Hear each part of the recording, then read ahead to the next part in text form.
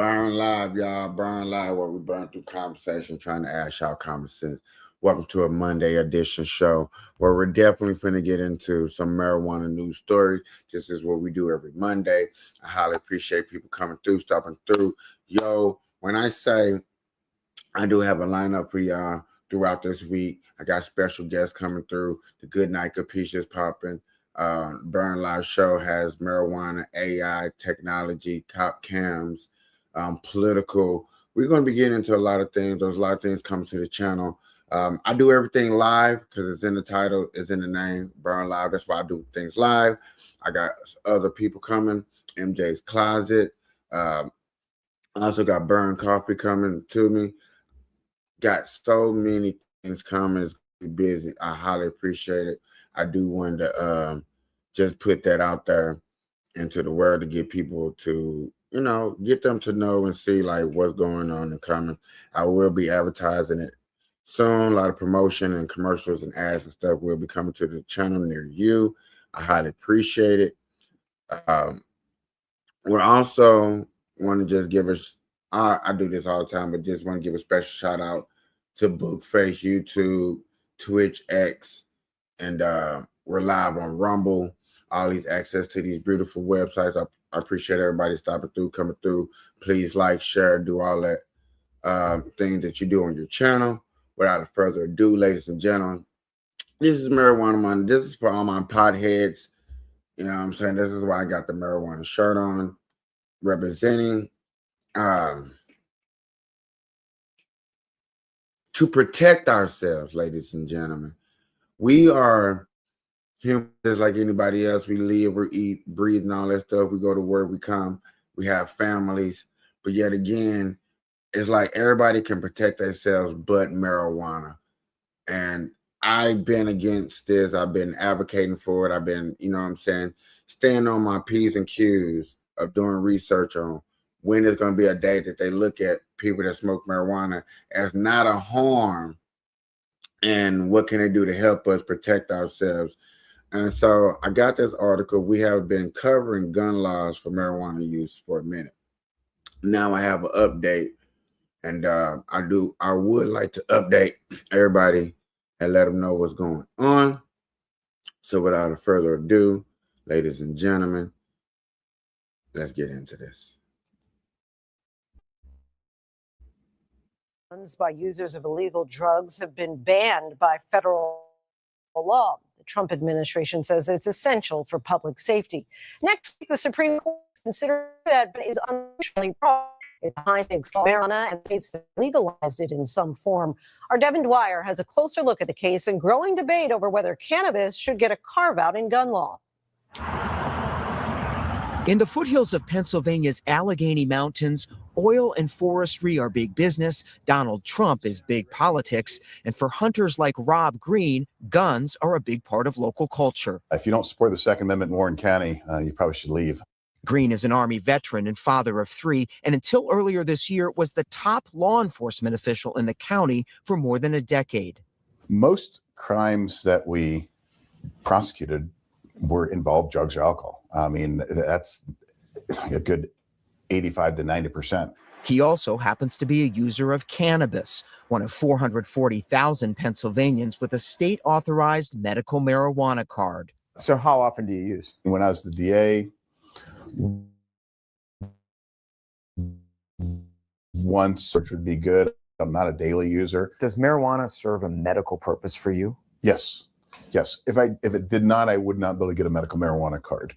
Marijuana as medical treatment has been legal here since 2016, but consuming cannabis also comes with what Green calls an unconstitutional cost. As of right now, I have 0 firearms. And why is that? I could serve 10 years in prison for having a firearm because I am, according to the feds, an illegal user of marijuana. I mean,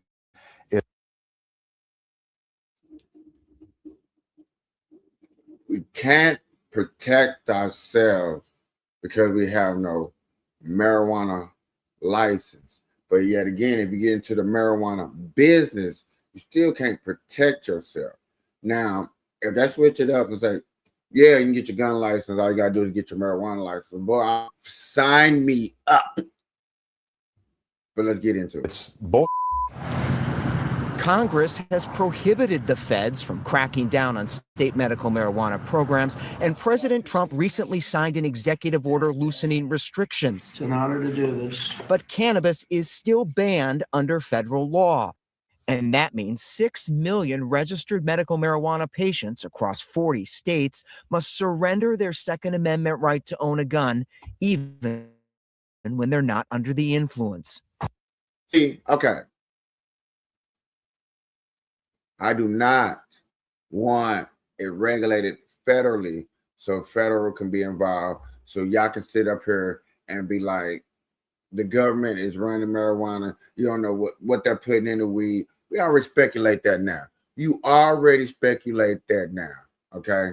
So to speculate that now, we got to cut back. We got to find a way to find a common ground to say, okay, leave it up to the states to see if they want to regulate the gun law for gun owners and marijuana usage. I'm cool with that. I'm with that. That makes sense to me. Pennsylvania gun dealer Tim Parker says the law is still the law.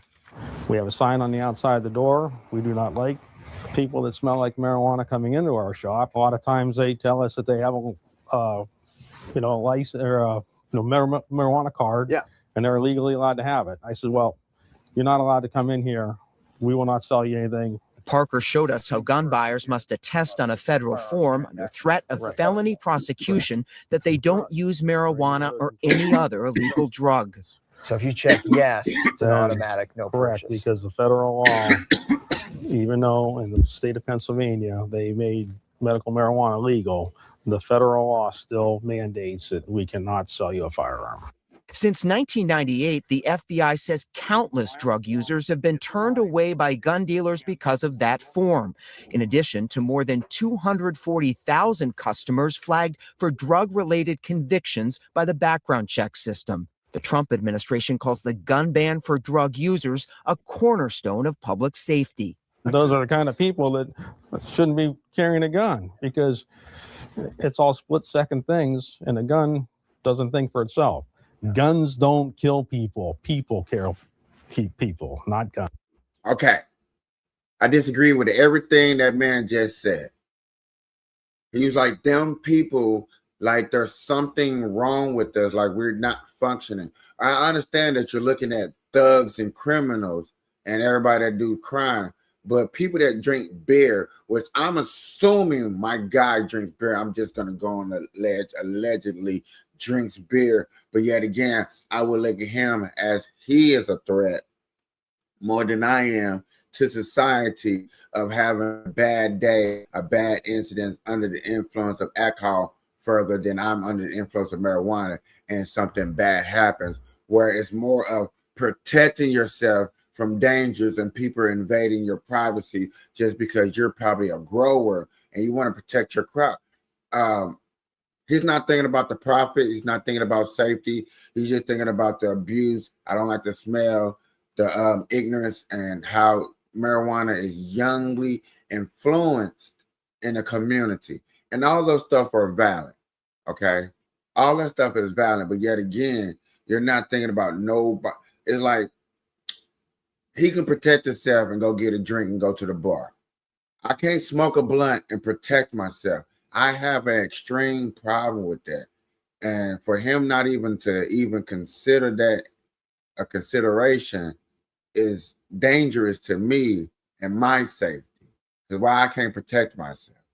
And I wish that would be a follow-up question is, okay, alcohol people can protect themselves, but why can't marijuana people? People that pop pills can protect themselves, but marijuana usage people can't. And we actually go out and vote. We don't commit that much crime. It's not like a marijuana usage person commit crime. Most of that marijuana people does is what? Drug trafficking.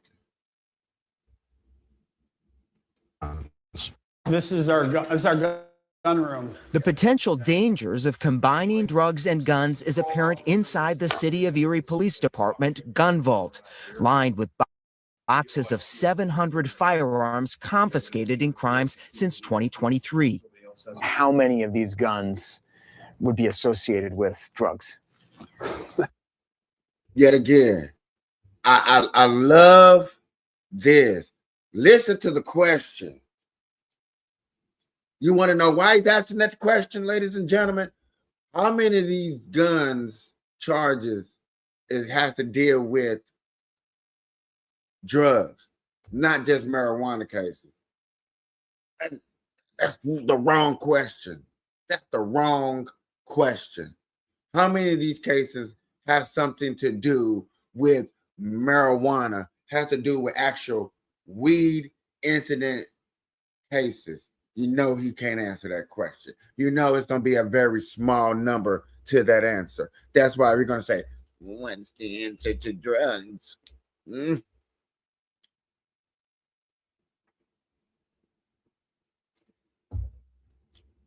Now, I know a lot of y'all gonna like, when y'all start watching it, y'all gonna hear different things that I'm against, things that I'm for, things. It's really different when it comes to this marijuana game, okay? But I'm just keeping it real. When protecting yourself, gun law status, there's nothing wrong with that. Yeah. I mean, so 170-ish that we took them and confiscated them with drugs, but I would probably guess 70% of these probably were in the drug charge. Had some connection, yeah. Police Chief Richard Laura says medical marijuana is not a top threat, but does pose a danger when combined with guns. It's not a top threat, but composes a threat. What threat do we compose? We don't want someone who's under the influence of alcohol or methamphetamine or cocaine. But yet again, we don't want nobody influence of methamphetamine, alcohol.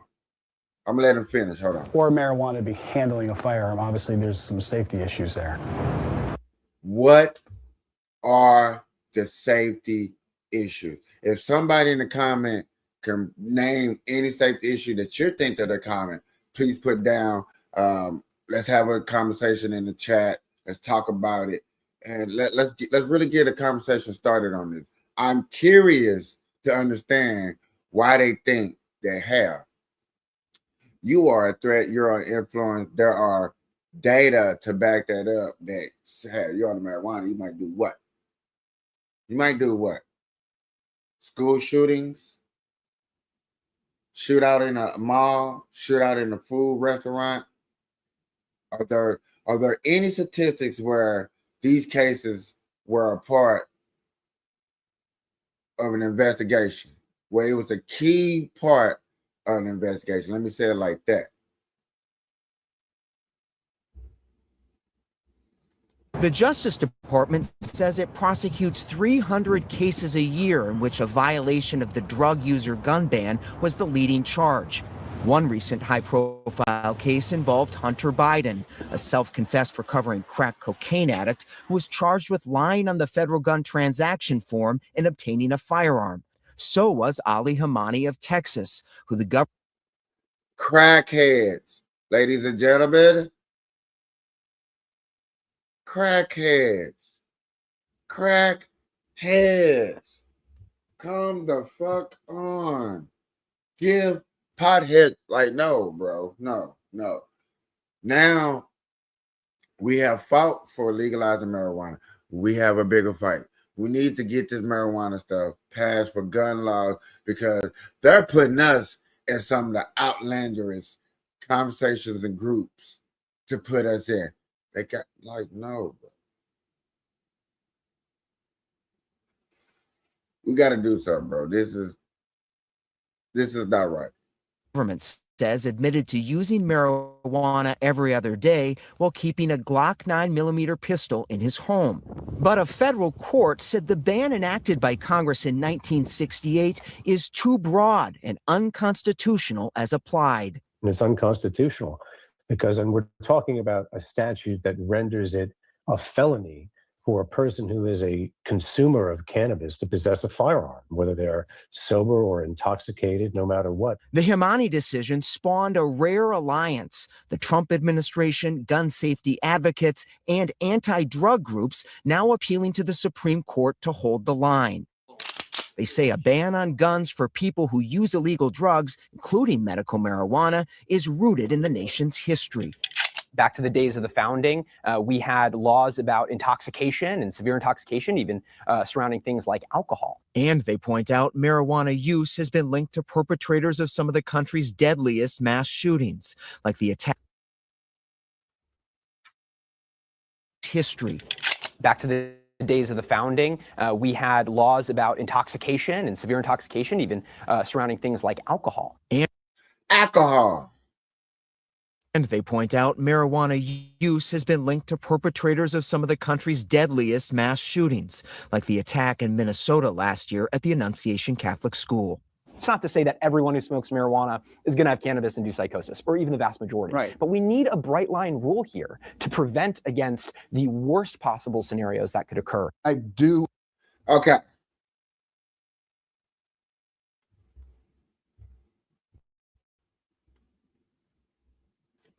Use has been linked to perpetrators of some of the country's deadliest mass shootings, like the attack in Minnesota last year at the Annunciation Catholic School. Annunciation Capital School. Yo, I'm finna go look into this right quick. Give me a second, because I ain't heard nothing about that. If y'all know something about it, put it in the chat. Hit me up with a link. I don't know nothing about this school. Let me put the CCs up real quick. Real smack. I don't know nothing about that. And how does it lead to marijuana? How does that lead to marijuana? Oh yeah, let's see. First of all, let's look up.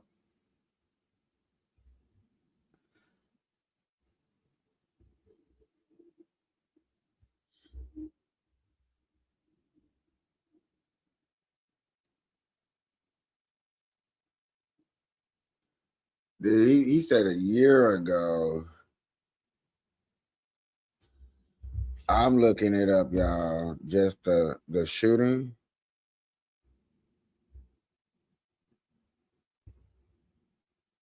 They're saying this was 6 months ago.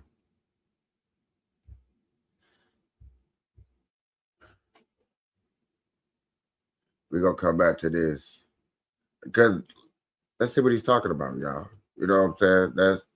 That's what we should start doing, especially when we're talking about something that we advocate for.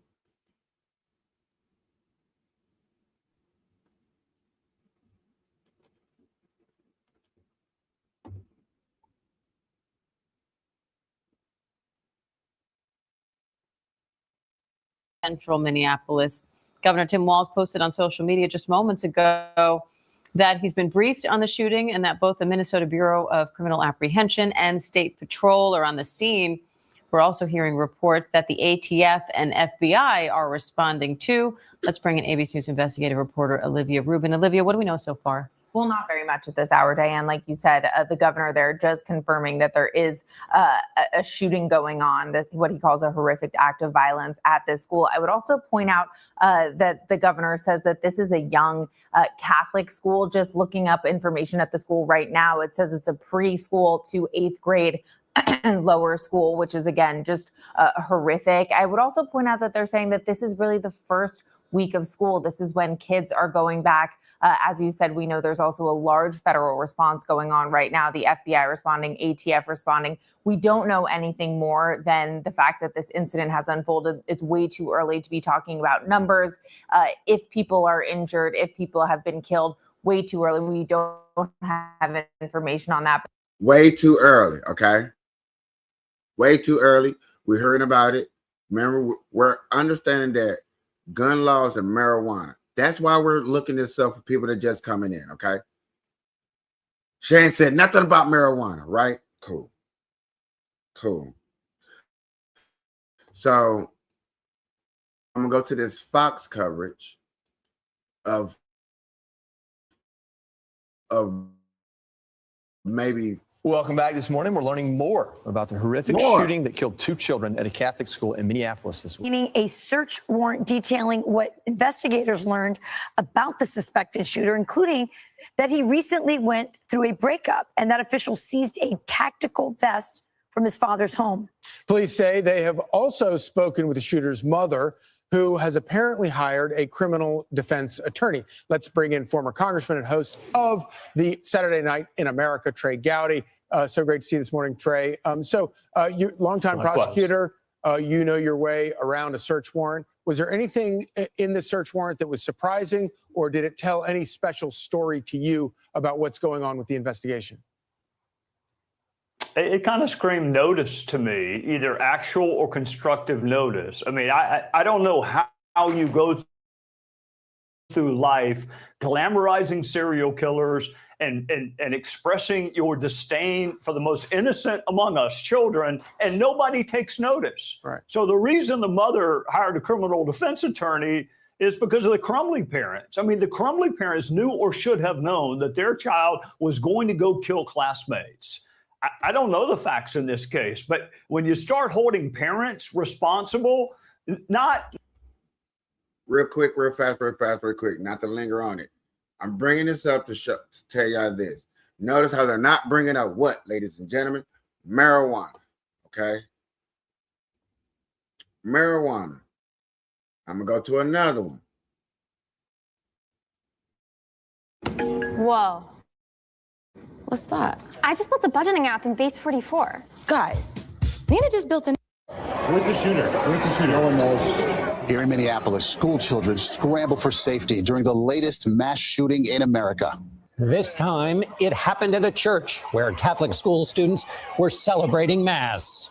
The sheer cruelty and cowardice of firing into a church full of children is absolutely incomprehensible. From CBS News. Fired during morning mass. The students and faculty sought safety in the school's gymnasium and comfort in prayer. Some of the children were injured, others in shock.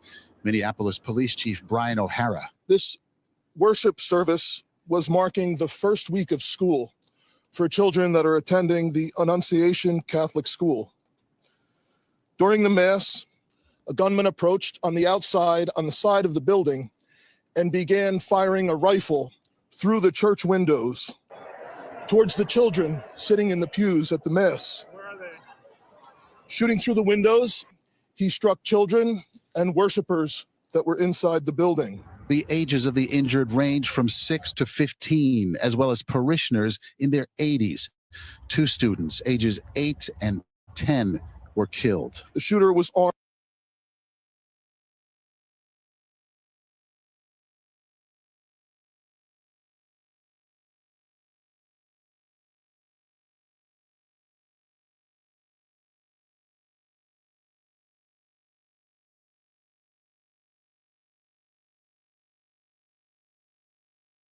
Marijuana is not a top threat, but does pose a danger when combined with guns. We don't want someone who's under the or methamphetamine or cocaine or marijuana to be handling a firearm. Obviously, there's some safety issues there. The Justice Department says it prosecutes 300 cases a year in which a violation of the drug user gun ban was the charge. One recent high-profile case involved Hunter Biden, a self-confessed recovering crack cocaine addict who was charged with lying on the federal gun transaction form and obtaining a firearm. So was Ali Hamani of Texas, who the government says admitted to using marijuana every other day while keeping a Glock 9mm pistol in his home. But a federal court said the ban enacted by Congress in 1968 is too broad and unconstitutional as applied. And it's unconstitutional because, and we're talking about a statute that rendered it a felony for a person who is a consumer of cannabis to possess a firearm, whether they're sober or intoxicated, no matter what. The Himani decision spawned a rare alliance. The Trump administration, gun safety advocates, and anti-drug groups now appealing to the Supreme Court to hold the line. They say a ban on guns for people who use illegal drugs, including medical marijuana, is rooted in the nation's history. Back to the days of the founding, we had laws about intoxication and severe intoxication, even surrounding things like alcohol. And they point out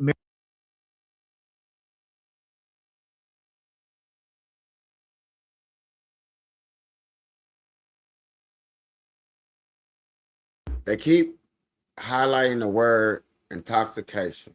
So we're going to highlight that word with them yet again. So you can't smoke a blunt like I have just done and then go to a shooting range and go to a firearm and go shoot around. That is against the law. That will be under the influence of marijuana and then go using it and then go and doing whatever. Okay. Now, what we're trying to say is protection of yourself doesn't always mean that I have to be under the influence.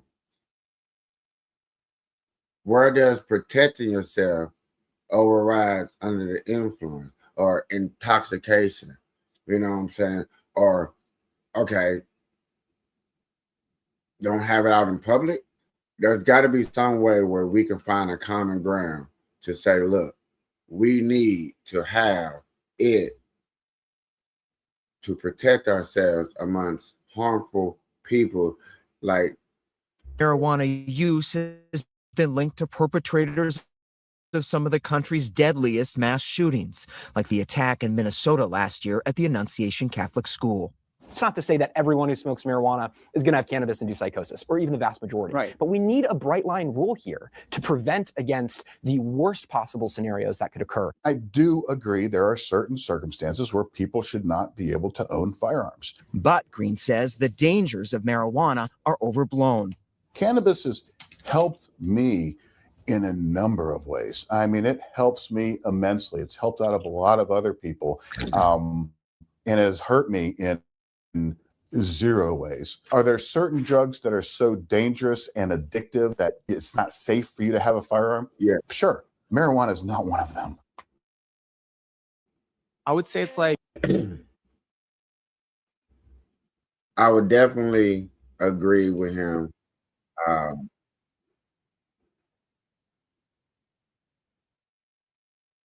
definitely going to agree with him. I definitely want to reach out to him. I definitely want to reach out to that guy and see if I can get an interview done. I'm going to talk to my team and see what does it take to get him to come over to the Burn Live and talk about that.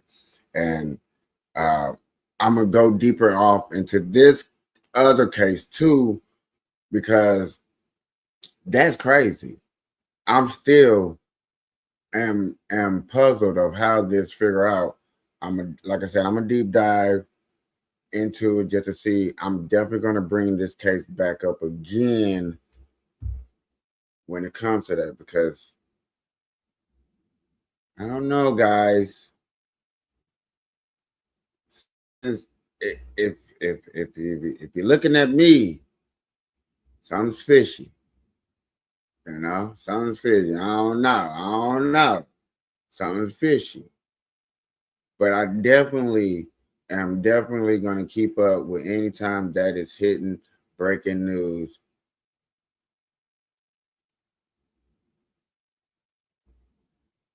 Got another marijuana news. Wide-ranging effects on cannabis use and research. William Brangham joins us now with more. That's right. For many years, marijuana was a Schedule I drug in a category with heroin and LSD, meaning the government considered it dangerous to use with no medical benefits. Now, us being under that category, not being able to get a firearm, I agree.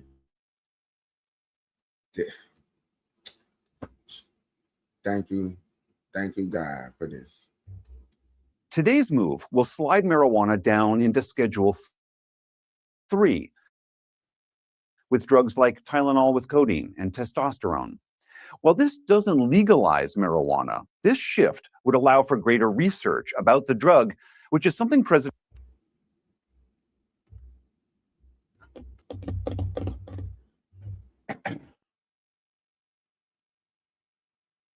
Call it what you want to call it.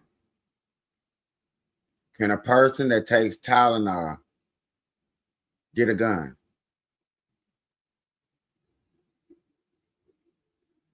Huh?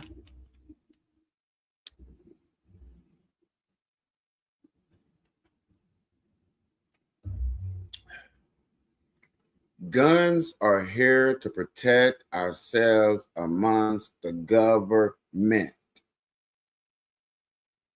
Yes, I would like for it to be more guns and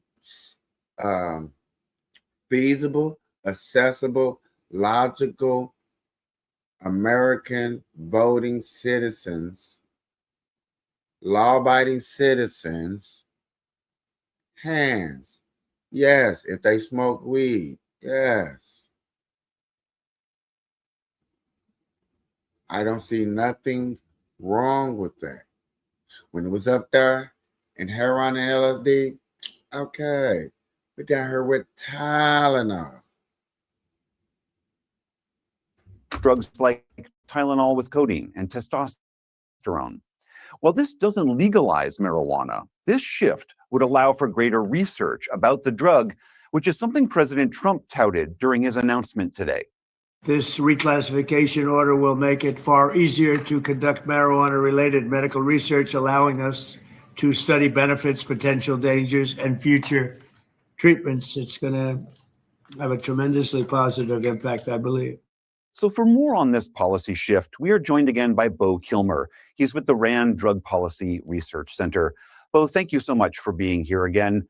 Let's walk through some of the impacts of this shift. The first one being research. We just heard the president say this is going to open up the floodgates for new scientific research.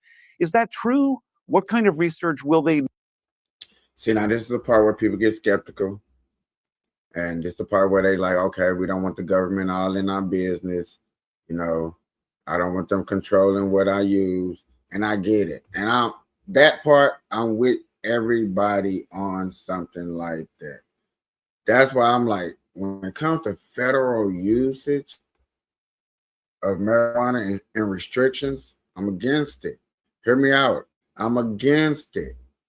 Leave it up to the states. I think states should be able to recognize and regulate if marijuana gun owners should be allowed.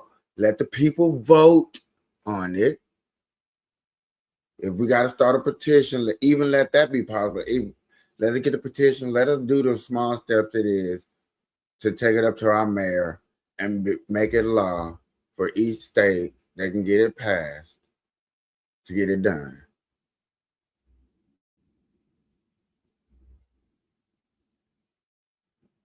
Okay. That's what I'm looking at.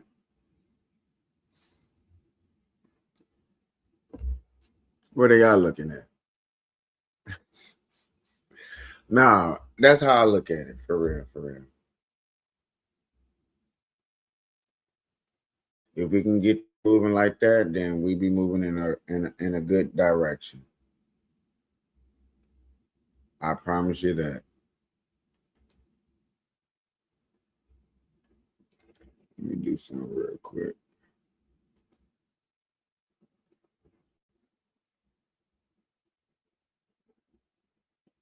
I like to get a little local news going on.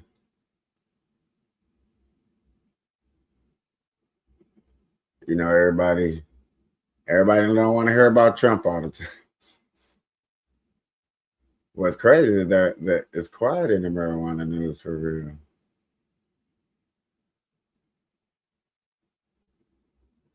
Check this one out. Now, this is probably something good about taxes. I need to watch the Good Night Speech last night. We show about taxes. Let's take you back to one of our top stories. Some Tennessee lawmakers are pushing a new idea to help fix the state's roads and bridges. It's called the Pot for Potholes Act, a proposal that would legalize marijuana and use tax revenue to fund transportation projects. CW30's Shakina Davis has details on how supporters say this plan could help address the state's growing infrastructure needs. Now, you see how potholes for potheads. So basically, every time you smoke weed, and that's cool, whatever. My thing is, that's what you want to do? Cool. I better not drive around. Better not be no potholes in my community. In my section, in my couple of zip codes, wow. My back and forth to work, to a restaurant, to my mama's house, to my cousin's house, to whatever in my neighborhoods. If I'm smoking weed, I'm paying taxes, and I know there's a bunch of us smoking weed and paying taxes, better not be no potholes. Okay. But yet again, that's a state thing. If a state can do that, why can't a state worry about putting together a law for potheads to protect themselves with the gun law?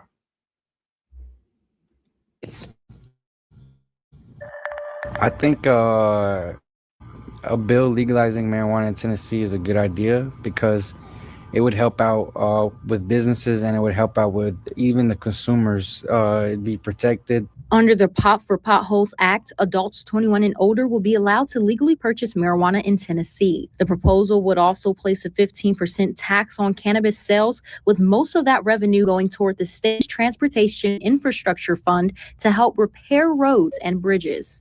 Legalizing it the way it would. But that is also saying that your mayor don't know how to budget money so bad that he had to dip into the marijuana funds. Let me see what they, oh, that money look good over there. Let me go over there. That's crazy. Just want to point that out. When you're searching for funds, you go into marijuana, and like I said, cool, okay, whatever. You've seen a couple of them pothole streets up in there. I better not see that. Let me put that on the big screen. I better not see that. If this is going on, this better not happen. This better not be a thing. Okay? I don't know how easy and how hard that is. That better not be happening.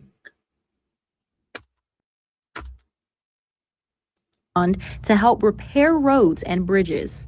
Legalizing it the way it would benefit our business is we would have more to offer to consumers, and it would definitely make us more money. Supporters say Tennessee faces a growing infrastructure backlog, with estimates putting costs of road and bridge repairs at about $58 billion. State Senator Heidi Campbell says legalizing and regulating cannabis could help the state capture revenue that is currently going elsewhere. The Tennesseans are going to other states and getting cannabis. So why are we allowing Tennesseans to go fund Missouri's roads when we could be capturing that revenue here at home and funding our own roads? Campbell also says legislation would create a regulated system for cannabis sales, something she believes could improve safety compared to the current underground market. The problem is that's not a bad idea. You know what I'm saying? When you can see that another state is losing out on money and revenue in a department, they're going somewhere elsewhere. Yeah, you want to pick up on that money. You don't let nobody leave your state. That's losing out on money.